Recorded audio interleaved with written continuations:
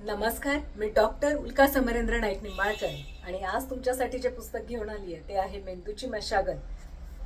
ह्या पुस्तकाचे जे लेखक आहेत त्यांचा काव्यसंग्रह आहे सगळं उलथवून टाकलं पाहिजे आणि त्यांची लोकप्रिय कादंबरी एक भाकर तीन चुली. देवा झिंजाड. देवा झिंजाड हे नाव आता महाराष्ट्रात कानाकोपऱ्यात पोहोचलं आहे आणि त्यांची कादंबरी खूप लोकप्रिय झाली आणि त्यानंतर हे आता तिसरं पुस्तक आहे. नावावरूनच कळते की मेंदूची मशागत म्हणजे काय.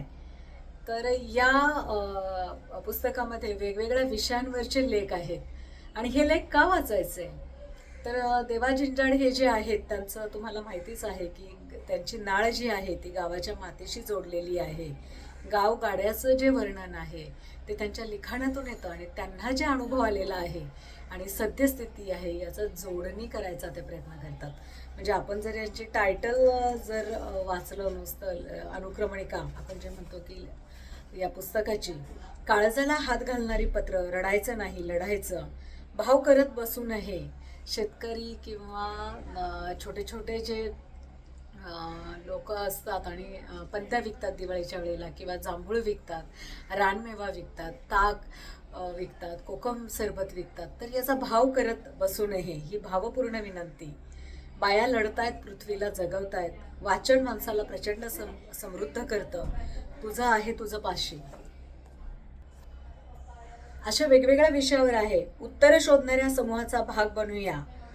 ती सावित्रीमाई सारखी झुंजत होती म्हणून मीही लढत होतो.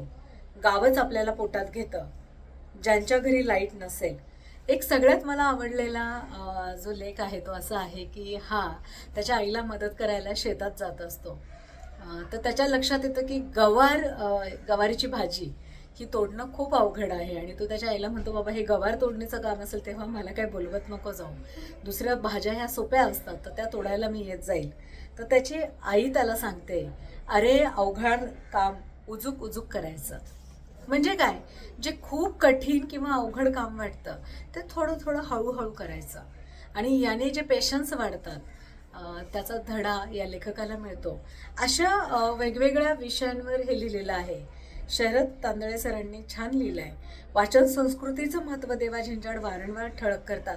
वाचनातून फक्त माहिती नाही तर आपल्या मनाची आणि मेंदूची मशागत होते.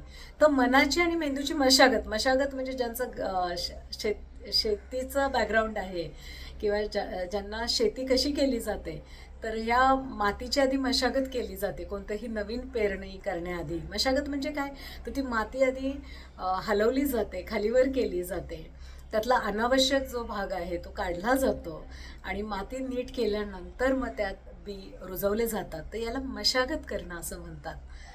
तर या मनाची आणि मेंदूची मशागत करण्यासाठी का वाचलं पाहिजे, कोणतं वाचलं पाहिजे आणि नुसतं वाचून चालत नाही तर ते वैयक्तिक आयुष्याशी आपण जोडून बघितलं पाहिजे. असं छान छोटं मस्त पुस्तक आहे, विचार करायला लावणारं आहे. मेंदूची मशागत नक्की वाचा.